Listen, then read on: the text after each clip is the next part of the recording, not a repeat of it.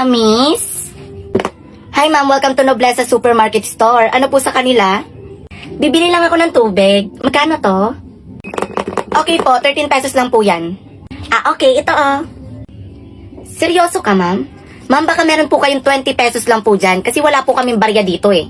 Wala na puro buo lang talaga yung pera ko. Puro 1K na kasi dito tapos yan na lang yung nakita kong 500 pesos.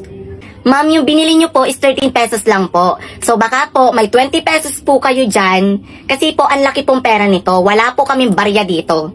Miss, baka okay na yan. Gawan nyo na ng paraan. Sobrang nauuhaw na talaga ako.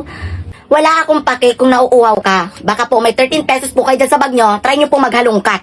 Alam nyo miss, kung meron ako ditong barya, kanina ko pa sa inyo na ibigay. Saka uhaw na ako. Akala ko ba Noblesa Supermarket Store to? Ba't wala kayong barya? Oo nga po, Noblesa Supermarket Store to. So ano naman ngayon? Kung nauuhaw ka, doon ka uminom doon sa may CR. Pwede bang makausap yung manager mo? Kasi hindi tayo magkaintindihan. Hello po manager, may nanggugulo po ditong isang customer. Hi, I'm Dior Binirasyon. Nabalitaan ko nang gugulo ka daw? Hindi ako nang gugulo, gusto ko lang bumili ng tubig kasi nauuhaw na ako. Totoo naman naggugulo ka. Alam nyo miss, itikom nyo na lang yung bunganga nyo para wala nang maingay dito. Sobrang nakakaabala kayo sa mga nagtatrabaho eh. Hindi naman ako nang gugulo dito, gusto ko lang bumili ng tubig kasi kanina pa ako nauuhaw. Ang dami mong ingay, guard, pakilabas nga ito. Wait lang, hindi nyo ba ako nakikilala?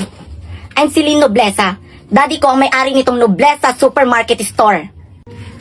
OMG, ma'am, sorry po, nagkakamali po kayo, sorry po. Anong sorry? Ganyan pala yung ginagawa niyo sa customer? Wala kayong respeto Oh my God, sorry po. Hindi naman po namin alam na kayo pala po yung anak.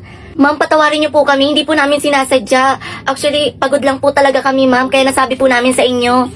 Alam kong pagod kayo, stress kayo. Pero hindi niyo kailangan ilabas yung pagka-stress niyo sa customer. Respetuhin niyo pa rin sila. Oh my God. I'm sorry. Baka may tumawag sa inyong dalawa Make sure na sagutin nyo kasi daddy ko yon. Explain nyo na lang kung ano yung nangyari, kung paano nyo ako tratuhin. Bye.